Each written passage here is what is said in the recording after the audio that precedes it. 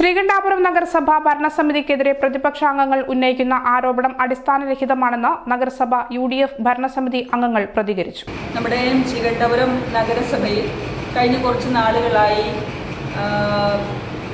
LDFിൻ്റെയും അതുപോലെ മറ്റ് ചില ആളുകളുടെയും ഒക്കെ നേതൃത്വത്തിൽ നഗരസഭയ്ക്കെതിരെ നിയമനവുമായി ബന്ധപ്പെട്ട് അടിസ്ഥാനരഹിതമായ ആരോപണങ്ങൾ ഉന്നയിച്ചു വരികയും അത് സംബന്ധിച്ച് ചർച്ച നടത്തണമെന്ന് പറഞ്ഞ് LDFിലെ 12 കൗൺസിലർമാർ നഗരസഭാ ചെയർപേഴ്സൺ എന്ന നിലയ്ക്ക് എൻ്റെ അടുത്ത് ലെറ്റർ തന്നിരുന്നു.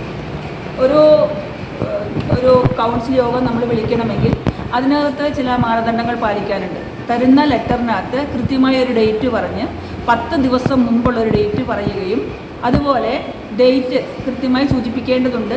അതിനപ്പുറത്ത് വിഷയം എന്താണെന്ന് വിശദമായിട്ട് പറയേണ്ടതുമുണ്ട്. ഇവർ തന്ന കൗൺസിലർമാർ തന്ന ലെറ്ററിനകത്ത് യാതൊരു ഡേറ്റും സൂചിപ്പിച്ചിട്ടില്ല.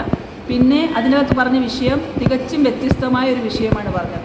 അവർ അതിനകത്ത് ആവശ്യപ്പെട്ടിരിക്കുന്നത് സ്വീപ്പർ നിയമനവുമായി ബന്ധപ്പെട്ട് കോഴ വാങ്ങി എന്ന് പറഞ്ഞിട്ടാണ്. ഇവിടെ സ്വീപ്പർ നിയമനം നടന്നിട്ടേ ഇല്ല. ഇവിടെ നടന്നത് കണ്ടിന്യൂസ് സ്റ്റാഫിൻ്റെ നിയമനമാണ്. അതിലൊട്ട് കോഴ നടന്നിട്ടുമില്ല.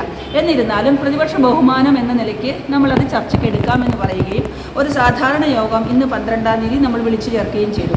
ഈ 12-ാം തീയതി വിളിച്ചു ചേർത്ത യോഗത്തിൽ സഗർമയിൽ നിന്നുമാണ് നമ്മൾ അജണ്ട എടുക്കുന്നത്. അങ്ങനെ വരുമ്പോൾ സഗർമയിലെ ക്രമപ്രകാരമാണ് അതിനകത്ത് വരിക. അല്ലാതെ നമ്മൾ ആഗ്രഹിക്കുന്ന വിഷയം പെട്ടെന്ന് ഒന്നാമതെടുത്ത് കൊടുക്കുന്ന രീതിയല്ല. അങ്ങനെ വന്നപ്പോൾ 18 അജണ്ടകൾ വന്നു. 19ാമതായിട്ട് LDF കൗൺസിലർമാർ തന്ന അജണ്ടയും അതിനകത്ത് ഉൾപ്പെടുത്തിയിട്ടുണ്ടായിരുന്നു. അപ്പോൾ ഇന്ന് സാധാരണ തുടങ്ങുന്ന പോലെ നമ്മൾ കൗൺസിൽ യോഗം ആരംഭിച്ചു. 2:30 മണിക്ക് കൗൺസിൽ യോഗം ആരംഭിച്ചു. അതിനുശേഷം നമ്മൾ അജണ്ട ഒന്നൊന്നായി വായിക്കാൻ ചെയർപേഴ്സൺ നിലയ്ക്ക് നമ്മൾ ആവശ്യപ്പെട്ട സമയത്ത് കൗൺസിൽ ക്ലർക്ക് അജണ്ട വായിക്കാൻ തുടങ്ങിയപ്പോൾ പ്രതിപക്ഷ കൗൺസിലർമാർ ഒരാൾ എഴുന്നേറ്റ് നിന്നിട്ട് ഞങ്ങളൊരു അടിയന്തര കൗൺസിലിന് അപേക്ഷ തന്നിട്ടുണ്ടായിരുന്നു, അത് പരിഗണിക്കണമെന്ന് പറഞ്ഞു. പക്ഷേ നമുക്കെല്ലാവർക്കും അറിയാം, ഈ പ്രധാനപ്പെട്ട വിഷയങ്ങൾ ചർച്ച ചെയ്തതിന് ശേഷം നമ്മൾ ഈ 19ാമത്തെ അജണ്ട എടുക്കാമെന്ന് നല്ല രൂപത്തിൽ പറയുകയും എന്നാൽ അവർ അത് അംഗീകരിക്കാൻ തയ്യാറാകുകയും ചെയ്തിട്ടില്ല.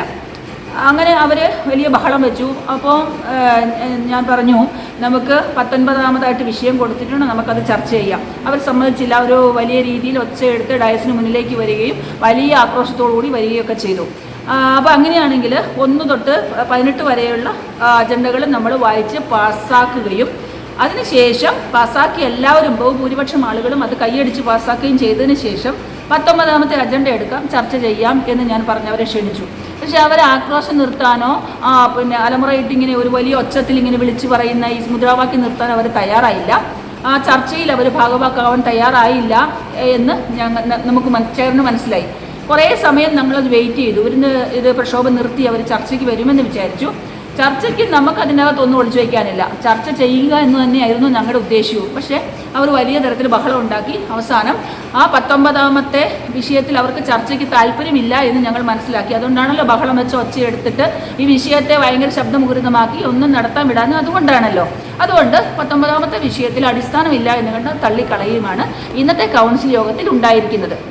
നമുക്കറിയാം, ഞങ്ങൾ 18 കൗൺസിലർമാർ, ഒരു 12 കൗൺസിലർമാരുമാണ്. ഈ 18 കൗൺസിലർമാരും എല്ലാവരും ഇന്ന് ഹാജരായിരുന്നു.